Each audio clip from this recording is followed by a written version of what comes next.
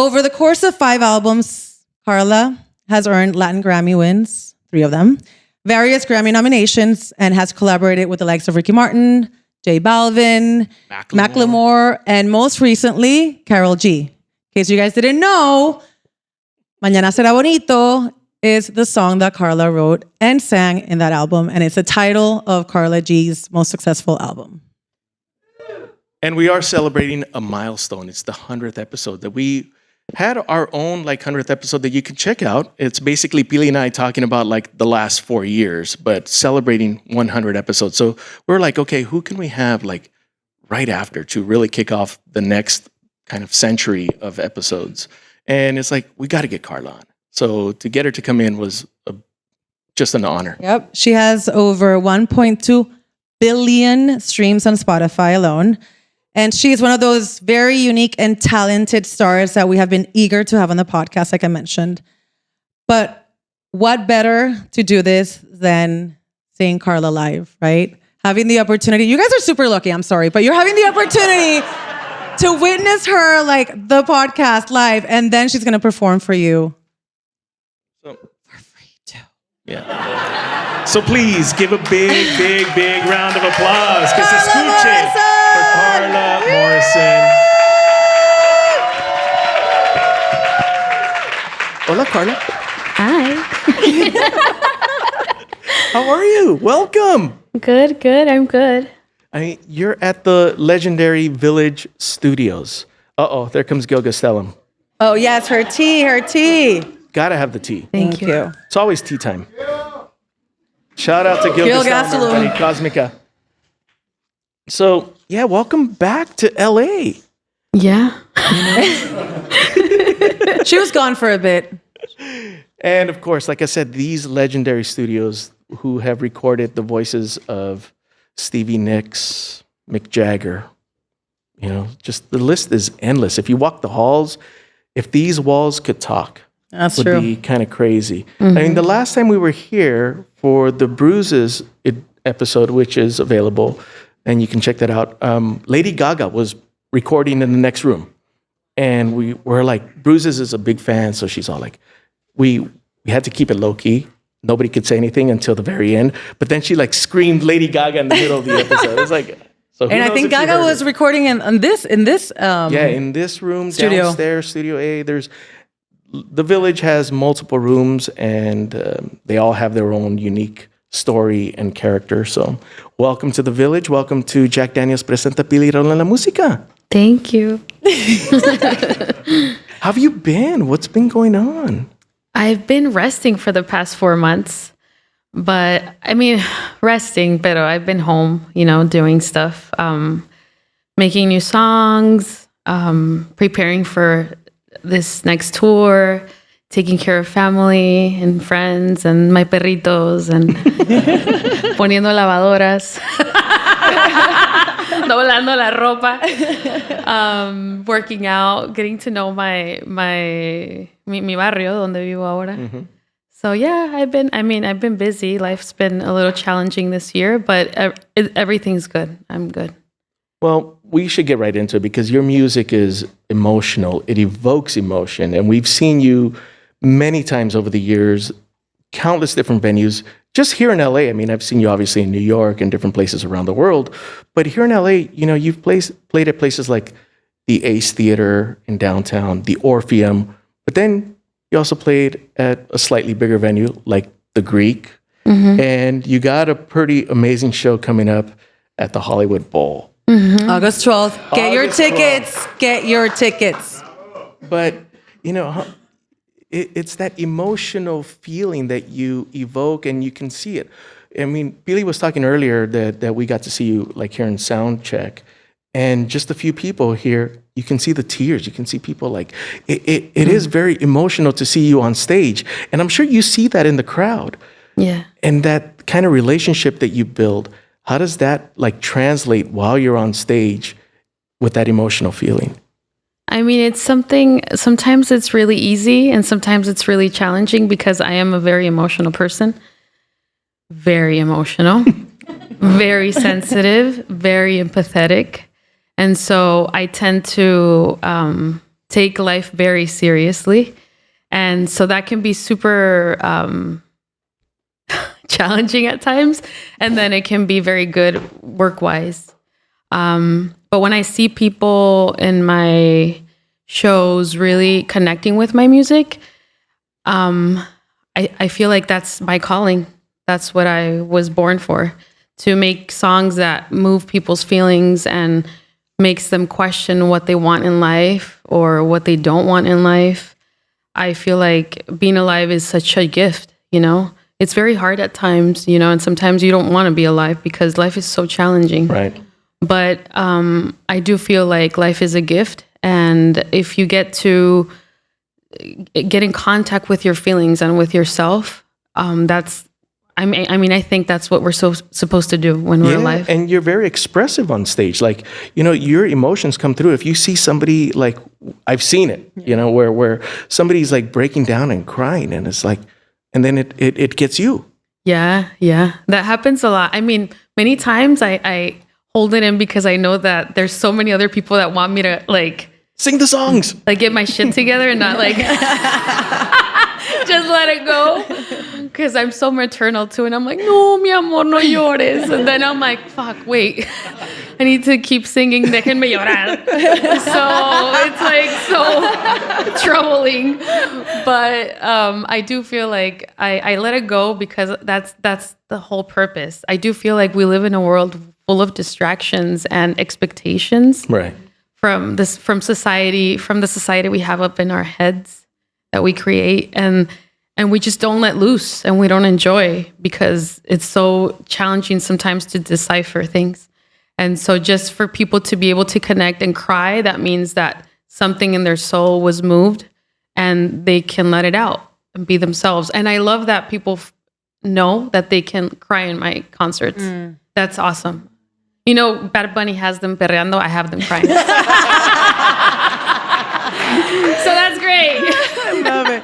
But from those challenges come beautiful things as well. And you were going through a challenging time.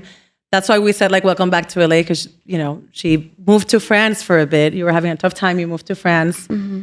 And then you were visiting a lot of museums and really getting involved in the culture and the arts over there. What did you see in Botticelli's The Birth of Venus that really inspired you in your latest album, El Renacimiento? I saw Venus. And so I saw myself. I was like, oh my God, I've been trying to be this skinny, perfect girl that I'm not. And Venus is curvy and beautiful and different. And I can be like her and I can be myself. And also, you know, in all the mythical stories and all these like things that they have with Venus, what she represents, all the errors that she supposedly makes, but you know, that she's passionate, she loves jewelry, she loves beauty. She's also a cheater, and she has a boyfriend and a lover, you know, and she's all these different things that all of us women are. And I thought, you know what? I'm allowed to fuck up. Mm-hmm.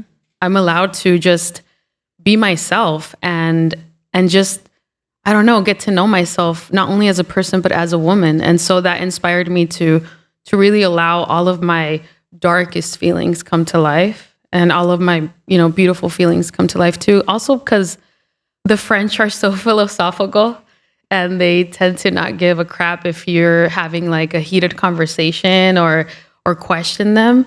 They're not about small talk. They're about poetry, and they're about, you know, just being, you can say no and nothing's going to happen.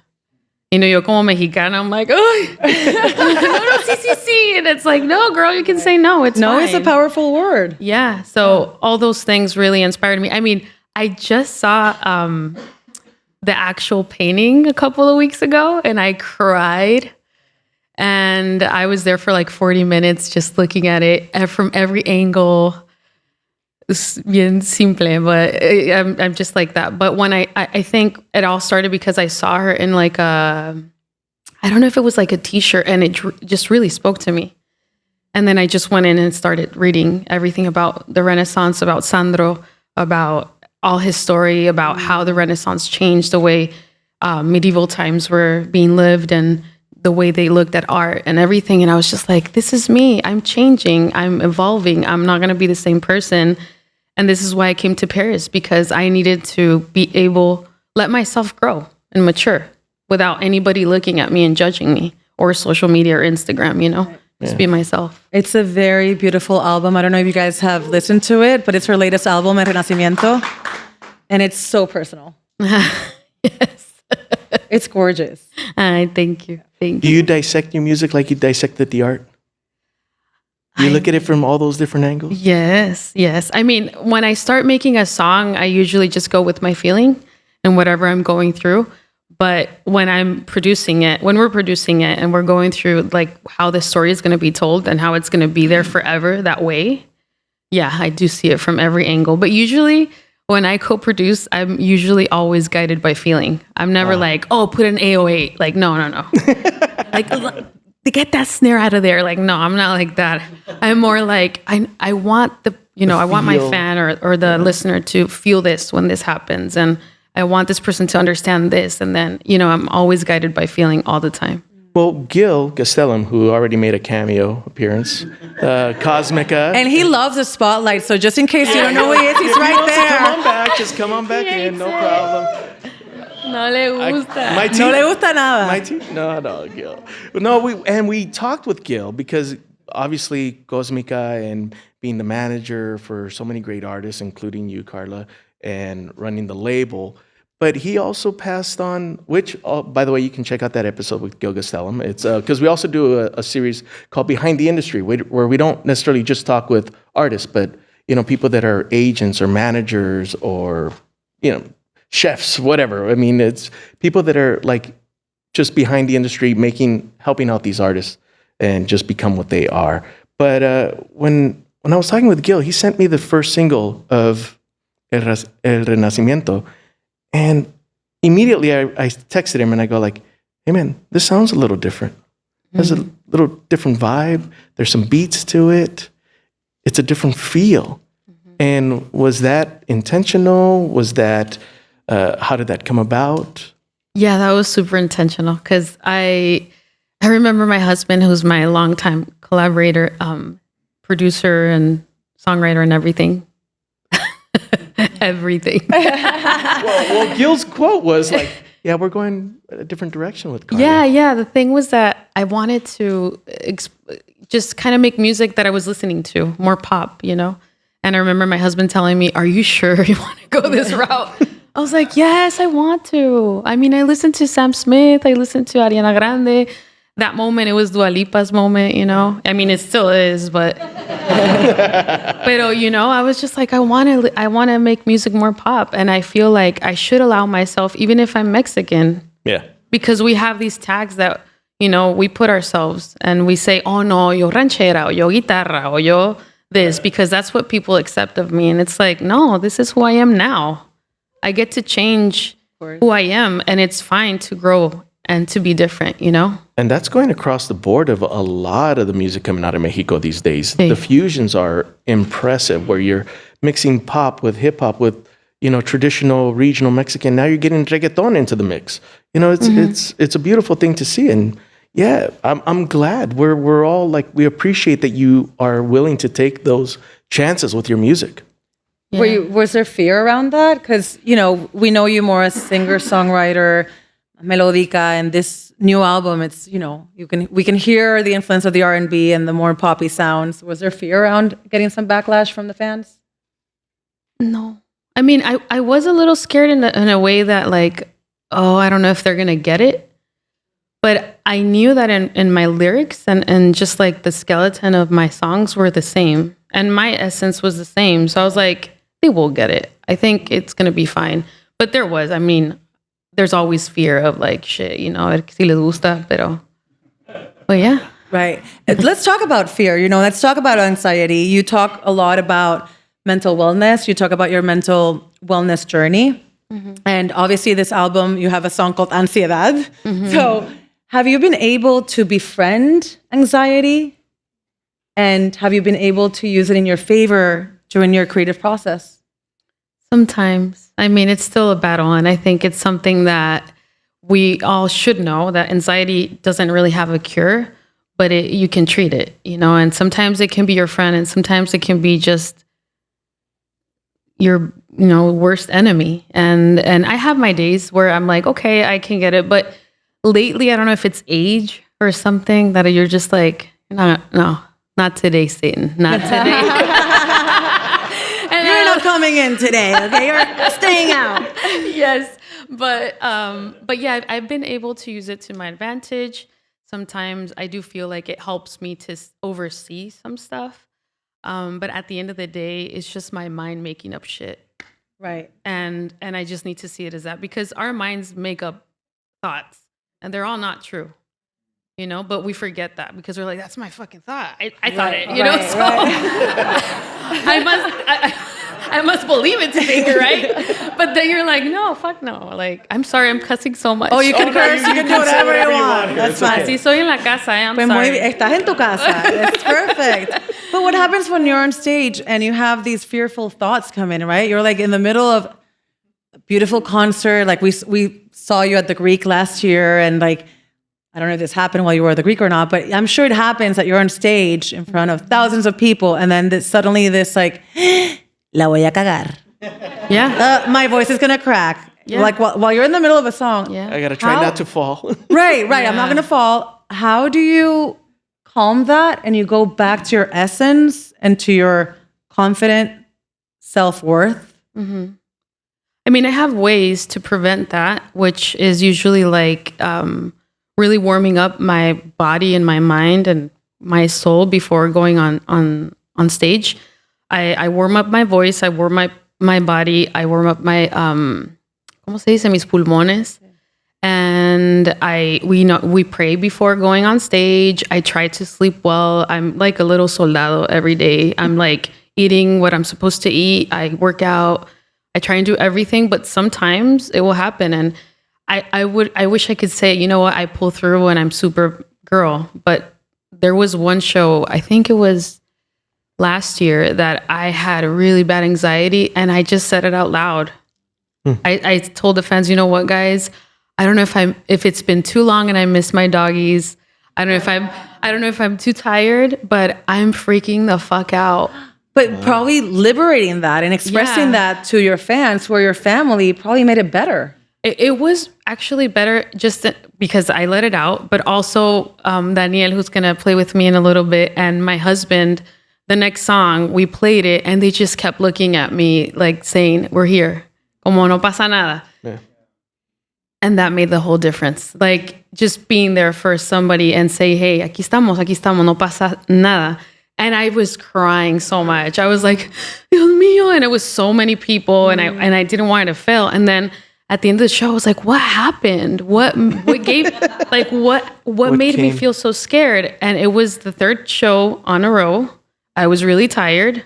I hadn't eaten that much that day. There were too many things that were making me very anxious and I hadn't noticed. So there's a way to prevent that stuff. But sometimes when it happens also, I'll just pray. I'm singing. I'm like, Diosito, por favor. Por favor, o me ayudas. Like, I'm just like singing like, eres tú. And I'm like, ay, Madre Santo. And then at some point, something happens and it clicks. And I'm like, thank you. You're always there.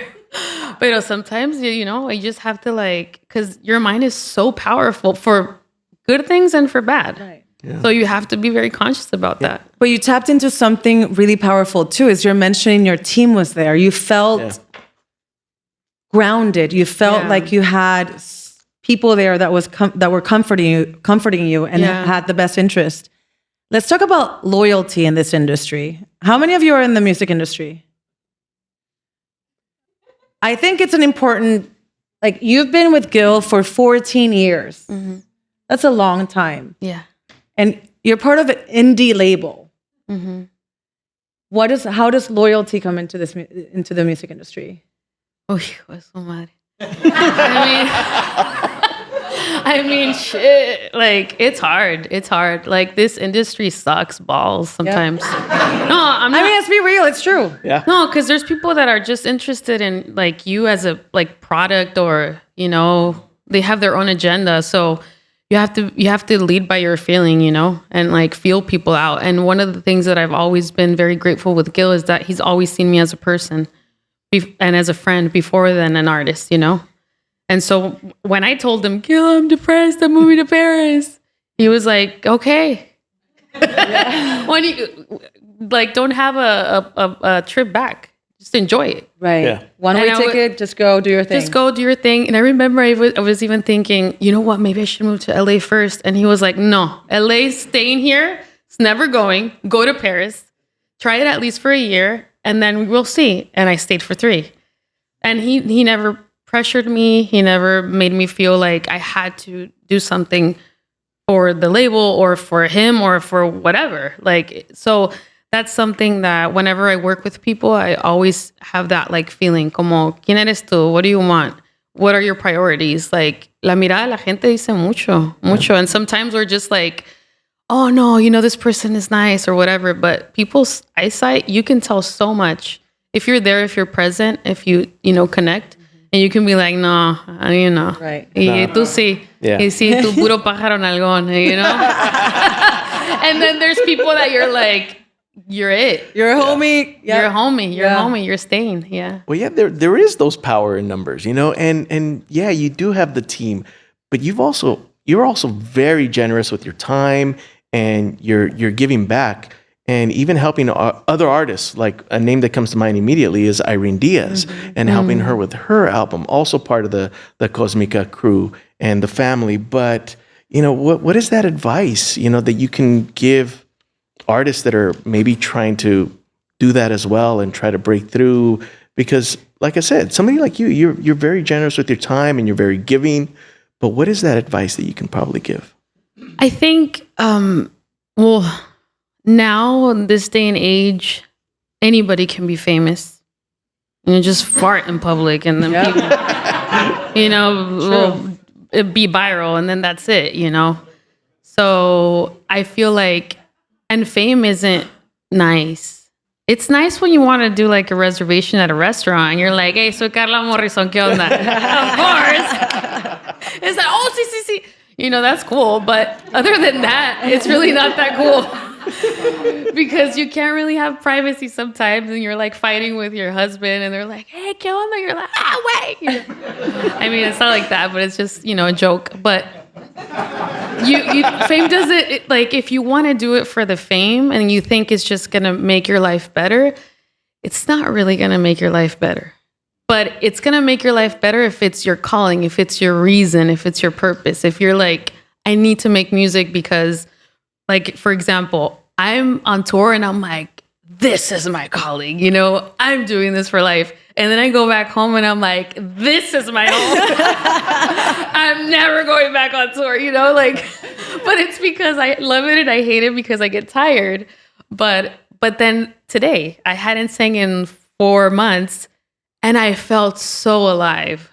Wow. And it's like, this is my calling. I forget that this is my calling. Yeah. And so if you're really doing something for the right reasons and you're going to, you know, come across really shitty people from the industry, you know, you're not going to sleep sometimes, you're not going to get hits sometimes, you're going to have probably fillers of songs and a lot of things are going to happen. But if it speaks to your soul, if it speaks to your heart, then do it. Fuck it. You know, one life. That's it. But if you're doing it for the TikTok, no lo hagas. And for the Instagram, that's dumb, you know. No, the trueness comes through on stage with you and in your recordings and your music. You can see it with the thousands of people singing along to every word of your song. And it's one of those kind of things where it almost feels like they're just giving you like this giant bear hug right back to you because of everything that you're giving them. Yeah, it feels like that. Yeah, people are really nice. So, as I mentioned, we were blessed to witness her warming up and doing the sound check. And I noticed that you go somewhere. When you're singing, I don't know where you went. I want you to tell me where did you go. But it's like, you went somewhere. I'm like, we're over here. And Carla's like, oh, like somewhere else. And I'm like, and then the tears, you know, everyone's crying and everyone's like, los pelos de punta. Like seriously, Nicole over there, who has seen a lot of amazing artists record here too. She was like crying. She's like, I'm like, go see her at the Hollywood Bowl, August 12th. There's still tickets. Yeah. She's like, okay. Where do you go? Where does music take you? Ay, Dios mío, I don't know. I guess I just connect. It's kind of like a meditation, but in a way where I like connect with where I was, or sometimes what I'm feeling at that moment. I mean, I know it sounds so cliche and like maybe dumb, but life, like being alive is so amazing. And so when you really connect with those emotions, I just go to like a place where it's just, where only what I'm singing exists. That's all that exists. Mm-hmm. Nothing else. No insecurities, no fear, no nothing. It's just that like very sacred space. And so I go in there and it's something that I just feel like, no sé, como pez en el agua, you know? I mean, girl, I kept thinking to myself, what does it feel to be that fucking talented? Oh, wow, thank you. That's beautiful. It's so powerful. I think that I'm like, maybe Adele. in 3 more lives I'll get there. What did you say? Maybe in 3 more lives I'll get there. Not the next lifetime. No. You gotta wait 3 more. Necesito 3 renacimientos más. No. Hi, thank you. No, it's really impressive. It's literally you know, we've talked about music being that powerful, you know, language and the connector, the amazing time machine that it takes you back to a place, or it takes you to like somewhere where you know, it's like maybe it's your safe space, you know. It's like, yeah, but music always has that power. And you know, it's one of those kind of things where Did you cry? Of course. How many of you have cried while listening to a Carla Morrison song? Yeah, see? Don't be shy. Qué bueno, because boys do cry. Thank you. I'm so right. sorry. No, It's cathartic. So for the people that are listening to the podcast episode right now, we have a room of 10,000 people in here. Everybody raise their fucking hand. No es cierto. Sí es cierto. No. But how cathartic is your music to yourself? Oh, so cathartic. I get tired of myself. No, de verdad. The other day I wrote a song for my husband. I mean, I've written so many, but this one was like the ultimate. Like, honestly, I don't know when you're going to listen to it because I don't want to like release music soon. I mean, I don't know. Pero es que me ponen a trabajar y digo, ay, no. Pero bueno, what I was going to say is that this song, like I was writing it and I'm there like having like como un panic attack about like just so many emotions that I feel. And then I'm like, I hate this because I love it because I'm just like really like doing a beautiful song. But then it like, I can't even sing it because I'm like, estoy berreando. I'm like, just, you're just like crying. And so. Pero nena, think about all the money you're saving because that's therapy. No, I know. But I'm very like with all of my songs, I'm like that. I'm very cathartic. I go straight to like the reason or the song or the emotion. And I feel it. Like I really do feel it. Like I have so much passion. And the other day I learned that I'm super empathetic. And yeah. How did you learn that? Well, my assistant Jean, she told me about this test. And she was helping me about these 60 personalities. And it said all this stuff that is real. And one of the things was that I'm like super empathetic. That's actually one of like my not so good things. And I'm like, yeah, I'm the kind of person that if I see you, I'm like, this guy is having the worst day of his life. I can fucking feel it. What's wrong? Like, I'm like that. So all of my feelings are so powerful. And so when I write, it's very beautiful because it's like giving birth. But it's so hard too because I'm feeling every fucking word. Yeah. It's como I feel it. And then I'm just like tired at the end of the song. Yeah, because it's draining.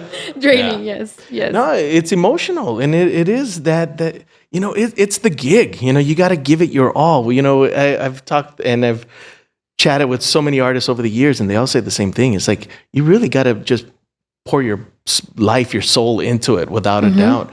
And, you know, talking about France, that you took that break and you moved, but music was your refuge. I mean, you even said it. Music was my refuge. and it was no longer a safe space for you. Yeah. And you go to France and you kind of looking to kind of like find yourself again. But how did that narrative change? I think it changed because as a Mexicana, as a Latina, we think that success is a lot of work. We think that we need to we live to work. We don't work to live. And so you feel guilty because all these generations before you gave you the life that you have now. And you feel like, I can't fuck up. I can't because, mi abuelita y mi abuelito y mi mamá y mi papá y la chingada. And like, it's never ending. So, so you have to work. Ponte a trabajar. Tienes todo, mijita. So it's like, okay, I need to work and work. And so I was making albums, touring, interviews, albums, touring, interviews. And it's like, I had no space. I had no space to allow myself to be and to live and to enjoy. Yeah. And so there was a moment where I had to like stop and say, hey, esto, o sea, this is not a race. And so I need to like take it slow. And so when I went to Paris, I feel like I allowed myself to just be an artist. I think that was the first time in my career that I felt like an artist because I had time. And really, money is time and time is money. Yeah. And you're successful if you're just super rich and you're just working, you're not rich at all. But if you're rich and you have time and you're just like, I won't go to work. I'm not going to work in 3 years and be in Paris and eat bread and wine. That's fucking success. Wow. Yeah. Yeah. Awesome. And not only did I just do that, I went to school, for music. I went to school for French. I partied.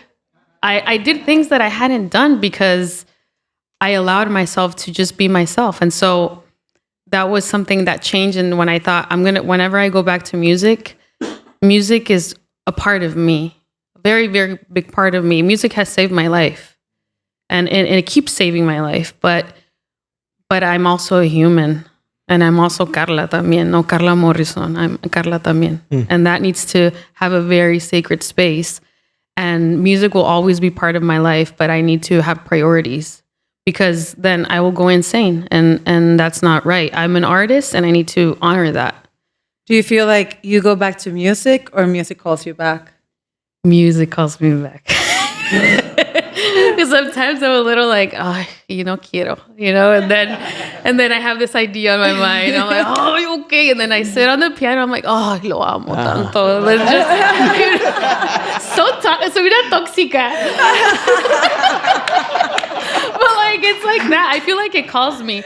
And honestly, music is like my best friend. And I know this sounds so stupid, but when I was in Paris, Disfruto went viral in so many like countries. And I felt like I was so mad at music. I was like, no, you fucked with me. Come on, I'm not. No, you make me work. I'm taking a break from you. Yes, I'm taking a break. No, like you make me work so hard. You like, don't give me privacy. Like, it's your fault, And then Disfruto goes viral and it's like paying my rent. Right. And I'm like, oh, girl, and like, I can stay in Europe for another year. Okay. No, but I was like, I felt like it told me, like music told me, we got you. We got you. Was that kind of like the aha moment? Like when you're like, okay, yeah, this is cool. Yeah, I felt like it's cool. I'm someone, I guess. Like people miss me. Okay. Yeah, we've talked about this all the time and saying how powerful music is. You can be having the shittiest of days. And as soon as you either play something that you love and that first note kicks in, it just, all those troubles kind of go away. Yeah. That's very true. I don't know if you guys know, but Carla also has a podcast. But it's a 4-episode one. But I don't like belittle it. It's a beautiful podcast. It's called El Renacimiento con Carla Morrison, and I love it how you always present it because you're like El Renacimiento con Carla Morrison, and I'm Carla Morrison. And I go. Es que yo me fui del rancho, pero el rancho no se fue de mí.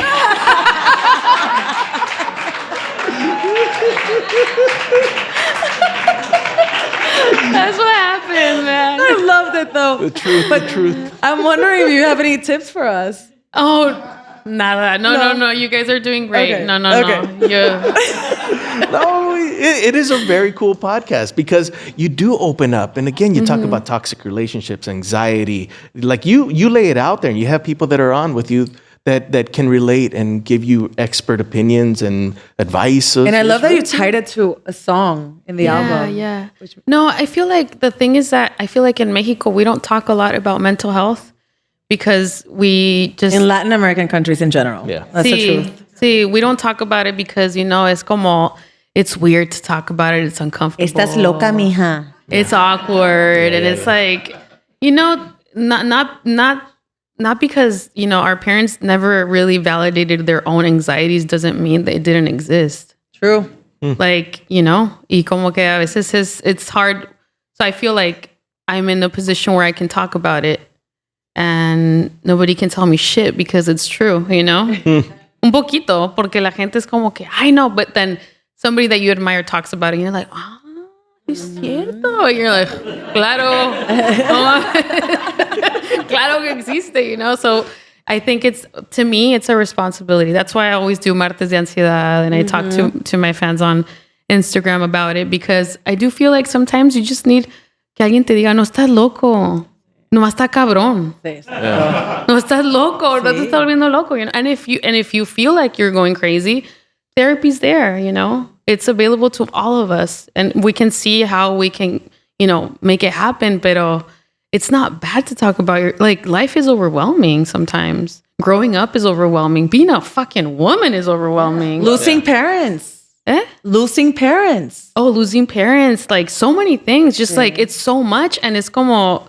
I need help. I need to talk it out. And sometimes you just talk it and you have a conversation about it and you feel better. But when everybody's like, oh no, you don't want to talk about it and you're nervous. It's like, no, let's talk about it. Let's get deep. Yep. I'm all for that. And hats off for you for using your platform and your fame to talk about these issues, especialmente en nuestra comunidad latina, donde we need more voices like yourself talking about mental wellness and mental health. Yeah. No. Yep. Well, we can't let you go without talking about this movie, though. There's this movie, sí, you did a song, Con Esta Luz, and Todo Fue Por Amor, which is you released it, a few months back now? In Spanish? I don't know. 2 months ago. 2 months ago. And done in Spanish, but there's a version coming in English, too. Oh, yeah. In English, yeah. Is I can't recall other music of yours in English. No. La primera vez. Yeah. I have one song, pero así como ni al caso. So yeah, this is the first one. I mean, it's somewhere in there, pero it wasn't like a big release. Well, how did this come about, though, working for the movie? Did they reach out to you or... Gil told me one day, he was like, Carla, there's this like opportunity to make a song for this movie. Like, if you want to watch the movie and see if you get inspired. And I honestly thought, Dios mío, es una monja. Yo no tengo nada de monja. But okay, I'll watch it. Struck by lightning. I was like, what is this? So I watched it and I thought, okay, Dios mío, I need to see it and like let it speak to me, Yeah. So I watched the movie. It was beautiful. It was about Sor Maria Rosa. And this lady did so many things for 87,000 kids, and she fed them and she, took care of them y todo, bien bonito. And she passed in COVID. So I sat down on the piano and I just honestly, it was like enero 3, when you're just like eating, you're just thinking about food. Like, it's el año nuevo, you're like, I'm home, fuck, So I was like, Dios mío. And honestly, I asked God, I was like, Diosito, please, mándame algo, por favor, porque no, o sea, yo ahorita estoy pensando en el pastel de zanahoria, ¿sabes? Como que... ¡Ay, ese es mi favorito! Que es mi favorito también. Yeah, just you're like, ¿qué voy a hacer? O sea, ¿cómo me conecto con este feeling, And then I'm like, Diosito, and I prayed. I asked God, please, Diosito, help me. And so I sat on my piano and then I started playing and it came so easy. And I thought, honestly, I was like, this is kind of weird because this is so easy. It feels like Sor Maria and my dad are here with me, kind of like telling me what it is to love someone so deeply that you just want them to be happy and like be someone in life, you know? And like the lyrics started boom, boom, boom, boom, coming. And so I recorded it on my phone and then I showed it to my husband and he was like, babe, this is practically finished. Like, this is awesome. So we did it the next day. We finished it. It was so easy and fun that we kind of thought, this might not work. This was too easy. Yeah. Too Like good to be true. we're having too much fun. O sea, usualmente es un pedo, you know? Like, not between me and him, but we're like, okay, how can we, you know, we're really deeply thinking and analyzing. But that day was so easy. And then we sent it to Gil, and the next day, he's like, Carla, this was supposed to be just the credit song. And now they want it to be the song. Wow. And they want like 4 more versions. You know, they wanted in piano, they wanted hum, they wanted silbada, everything they wanted. And then they want to pay you this, they want to do this, they want to do that. And I was like, oh, okay, está bien. But honestly, I thought como que it felt very spiritual. And honestly, because also yo no soy mamá, entonces I don't know how to connect with that. But I was like, what can a song like this say to, like, who I wanted to speak more was to the people that she helped. More so than like, como más gente, sino como que yo pensaba, okay, all these 86,000 people that she's helped, I kind of want them to go to the theater and be like, man, we miss Sor Maria. Like, she changed our lives. And then listen to those words and be like, oh, that's what Sor Maria is telling me. You know, it was more so to them. And so that special connection that she made with them. And then they just loved it. And so, yeah, it was, and also I felt like my dad was there. Como que mi papá me dijo, you know, how you feel loved and how you love your kids, you know. It really felt like both of them were there. Wow. Honestly. That's beautiful. Honest. And it's funny because Sor Maria Rosa was a little cheeky. Like, she would, like, como que peleaba por cosas. And she was, like, really funny. And she really fought for, like, having opportunities for people. And last year, it was funny because last year, they wanted me, from the movie, they wanted me to go meet the Pope and sing the song to the Vatican. And it didn't happen because I was opening for Coldplay and I was in the middle. Oh, yeah. You were a little person. Oh, no, the thing is that, what happened, wait. Sorry, Chris Martin is on the line. I can't right now. No, wait. The thing is that, con Chris. no, wait, that sounded horrible. I'm so sorry. No, lo que quise decir es que we were like, shit, like, yeah, we're already booked, you know, with Coldplay. Yeah. So we changed the date and it still didn't happen. And we changed the date and it still didn't happen. Wow. So dije, bueno, it wasn't supposed to happen. And then this year, another, like, the invitation from the Vatican came directly from the Vatican. And they were like, oh, we're going to have a reunion with artists. And we want you to represent Mexico, but we want you to come. And I remember thinking, this is so strange. And when I met the Pope and everything, I was like, I think this was Sor Maria. Sor Maria movió unos cables en el cielo. And she was like, she's meeting the Pope. Like, It's happening now. This is when it's supposed to happen. because it happened. It still happened. And it was something that... That's amazing. She in her movie, you'll see it. She's como que mueve todas las cartas para que le den cosas para los niños. And she would say, yo soy como no quiero decirlo porque Sor María no dijo, pero un poco como soy cabrona. Like, when I have to, like, you know, go for it, I'll go for it because, you know, así a veces tenemos que ser, you know? And so I feel like Sor María did it. Like, she made me go all the way to the Vatican y darle la mano al Papa, you know? I remember seeing those pictures of you on your Instagram and you're like, I got for the Pope, motherfuckers. Yeah, no, it was insane. It was, honestly, I was like in shock the whole time there. I was just like, Dios mío, jamás imaginé esto que sucediera en mi vida. I'm just this little Mexican chick from Tecate that, you know, nobody knows Tecate because of the beer only.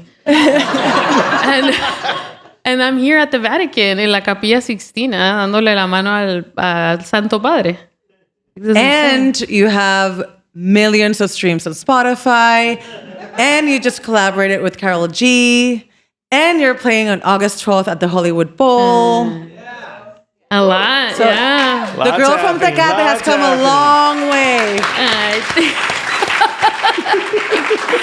Thank you. I forget about that stuff a lot. I don't think about it too much.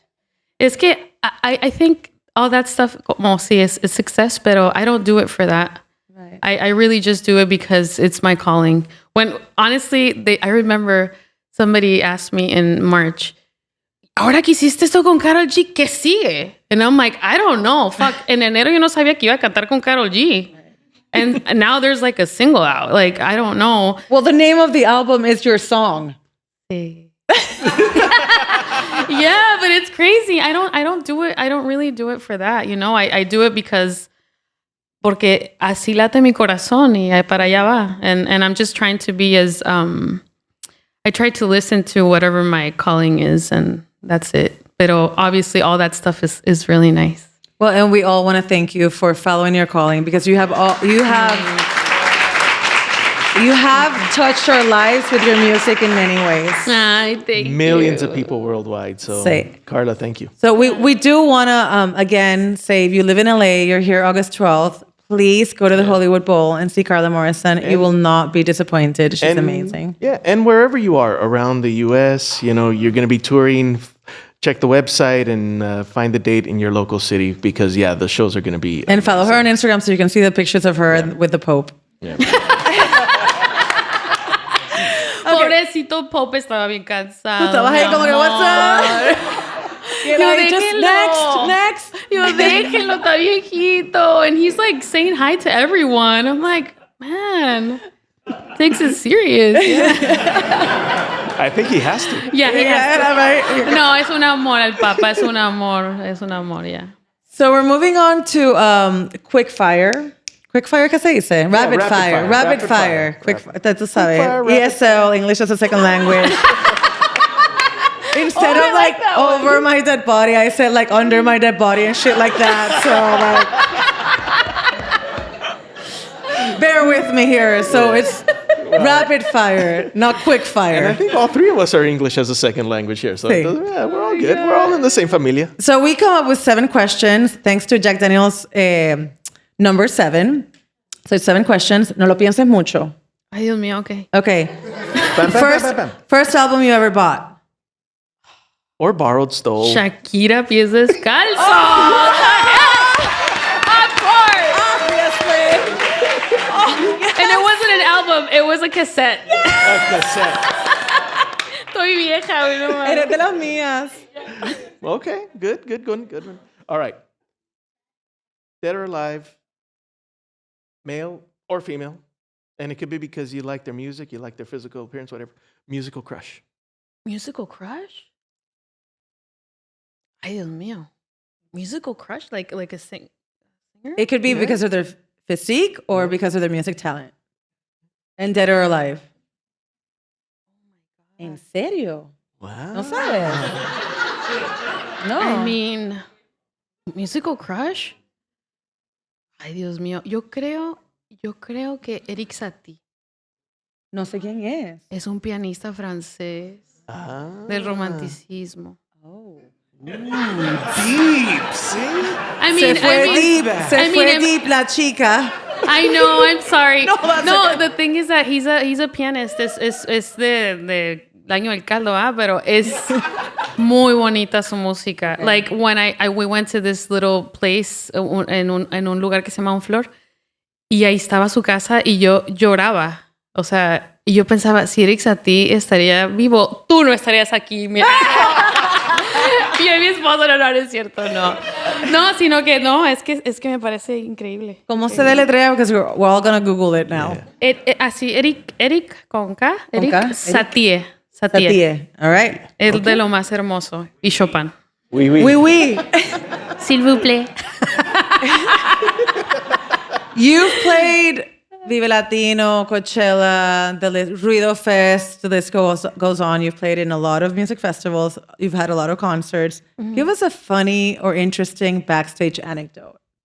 Backstage anecdote? Something weird that has happened. Like, for example, Bomba Stereo, Lee went on stage and one of her shoes tuvo malfunction, así que she had to do her performance barefoot. Kinky, they had a little bit too much mushrooms. So they were like tripping while playing with Los Tigres del Norte. So, Which you can hear all these on past episodes. Yeah. Of Raul La Musica. Oh my God.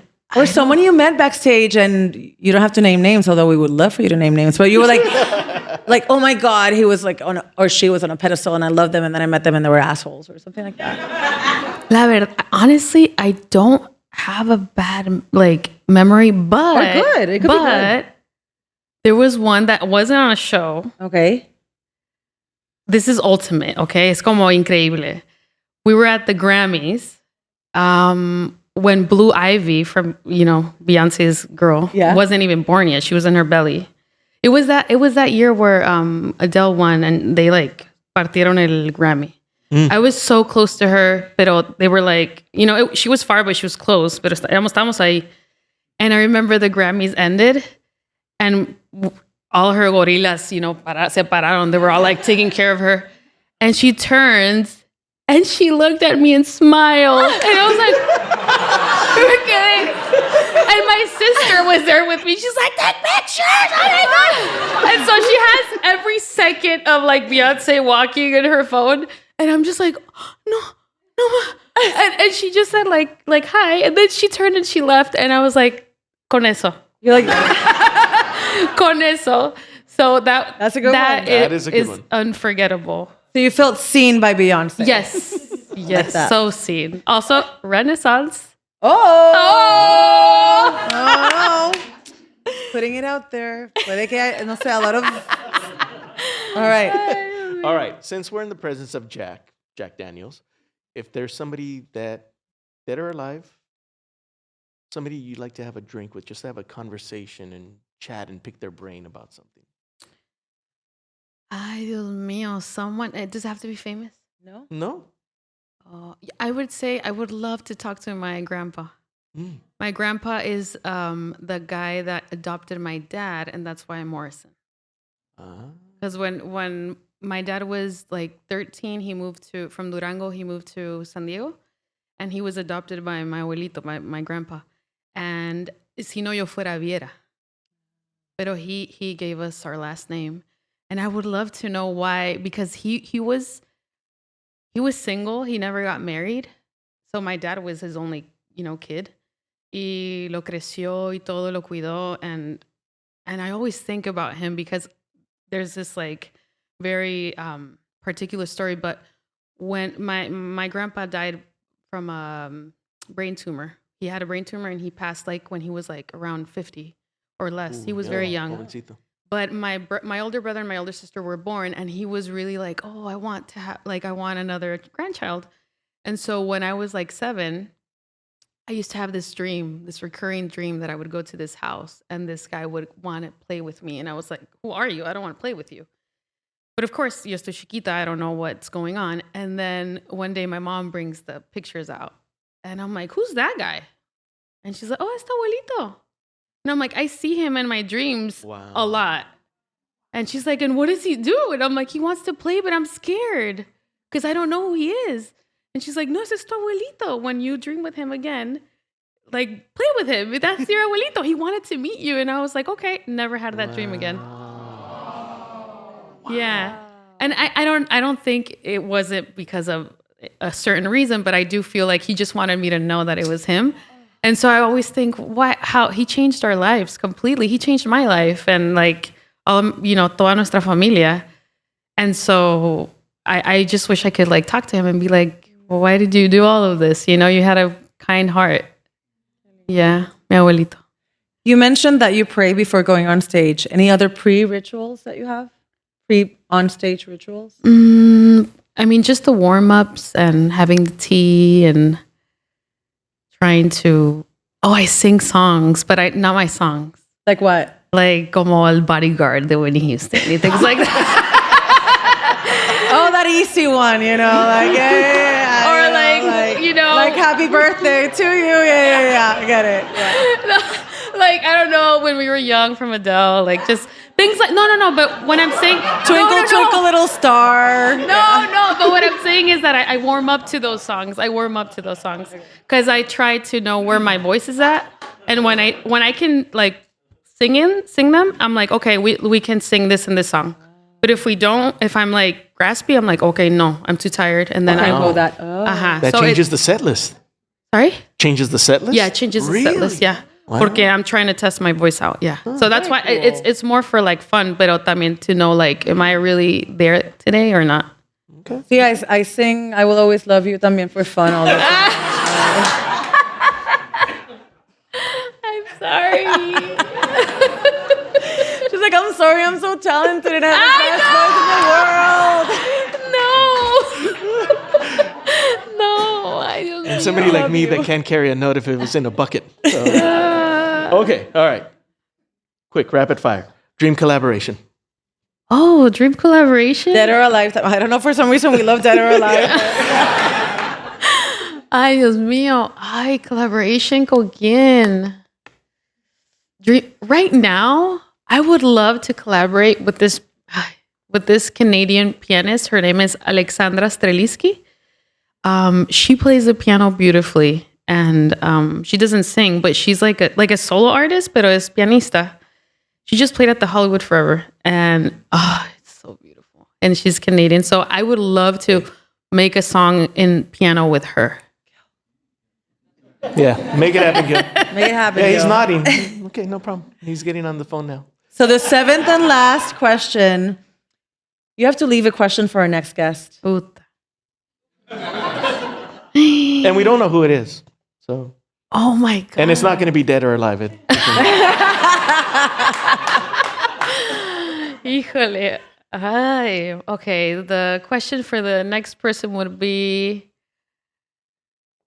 when was the last time you cried? A ver. When was the last time you cried? Last night. Yeah, I cry for everything. If I'm really happy, if I'm really sad, if I'm like emotional, grateful, that's like my fourth language. Carla, thank you so much for your time, for your generosity, for your vulnerabilidad, for being so in touch with yourself and your feelings and your emotions that you nos transportas. Ay, De verdad que sí. no. So we're going to open, we don't have that much time because this was really fun. So we took a little longer than we expected. But we're going to get 3 questions from the audience. Yeah. Who wants to ask Q&A. Carla a question? Vamos. Right, there's the first line. That's okay. I don't think go for it. Juanito. Yeah, you can take it over there. It's all good. Thank you. Hola, Carla. Arte bipolar de Rockeros VIP. I have a question. If you were to accomplish any wildest musical dream, the wildest, what would it be? Dead or alive? See? Wildest music dream? Oh, I would love to tour with backup singers. And I thought you were going to say Backstreet Boys. No, backup singers and strings, like como por un whole tour. That would be so expensive. That's why it's a dream. But I would love to. I would love that to happen. Gil, make it happen. Gil's taking notes of all this. Gil's like, what? Okay, next question. I don't have a question. I have more of a comment. Just thank you for your amazing music. I really appreciate it. It's helped me during a lot of the difficult times in my life. But I also wanted to say happy belated birthday. I actually brought you a gift. Hopefully you will accept it. And so Of course. just wanted to say happy belated birthday. So thank you. Thank you. Oh my God.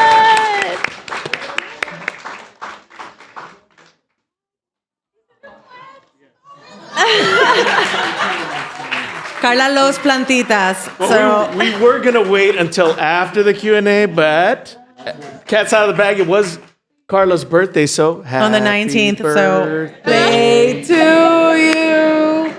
Happy birthday to you. Happy birthday, dear Carla Morrison. Happy birthday to you. Ay, qué hacer. Thank you. All right. Okay, and then we'll get Rita. Hey, my name's Sofia. I admire you so much. Spanish, can I say, or English? como Sí, adelante. Te admiro un montón. Y te quería preguntar si hay algún momento que vos recuerdes como de tu pasado y que le agradezcas a la Carla del pasado por tomar esa decisión. ¡Ay! Gracias. Dead or Sí. Sí, claro. Creo que por mucho tiempo a veces me doy como de golpes en la pared de que pienso, ay, ¿por qué decidí ser independiente? A veces es tanto trabajo. Pero luego me acuerdo que me puedo ir a París cuando yo quiera. Y se me pasa y digo, Carla, muy bien la del pasado. Qué bueno que no tenemos pedos. Gracias. Here, let me help Okay, with the next question. one more, Rita. Hi, Carla. I'm Rita. I wanted to tell you, first of all, thank you so much for being so open about mental health. As a person, I struggle with anxiety, but I turn it into power by creating my own business. So I want to thank you so much because your music genuinely hits the heart and the soul and all the chakras. But on top of that, I want to know, what is your guilty pleasure? As in what? As in outside of music, outside of coming home and your dogs and your husband and all of that stuff, what's your guilty pleasure? Like, do you like to watch Real Housewives? Because I do, but just say, like, everybody has something where you're like, I'm vegging out today, déjenme sola, this is my thing. Like, what's your thing? Ay, Dios mío. Ay, Dios mío. Ay, no. Pues mi guilty pleasure, pues, claro, las Kardashian. Las Kardashian, o sea, honestly, you know why? Because they're just so out of, like, my world, you know? They're so rich and, like, and it's like, qué rara la gente, you know? Like, I can't fathom it, like, como en mi cabeza. So I'm like, okay, agarro mis papitas and I'm, like, just, you know, watching them. And mi husband se ríe porque, you know, they're like so LA and like. Pero también las veo y digo, at the end of the day, también they're women and they're working so hard and it's inspiring to see them hustle so much, you know. Sea lo que sea, como ellas quieran. It's like como, I don't know. Like, I know there's a lot of like beauty standards that they put que dices, okay, no está bien. Pero también hay una parte de mí que digo, qué bueno que they brought the big booty back because I have a big booty. And I'm not afraid to show it anymore, you know? And I'm like, ¿sabes? Como hay cositas que tienen que I'm like, I'll give it to them. And I buy their shit. I buy Skims, you know? I'm good American. I got you. Like, Kylie stuff, like, me gustan esas madres, I don't know. Pero, you know what, it's guilty pleasure porque digo, ay, la gente, ¿qué va a pensar? Pero luego digo, ay, pues a todos nos gusta, it's okay. So yeah, the Kardashians. I keep up with the Kardashians. Carla, keeping it real. Thank you so much, Carla. You're the best. We love you. We love your music and just continued success. No, thank you. August 12th, Hollywood Bowl.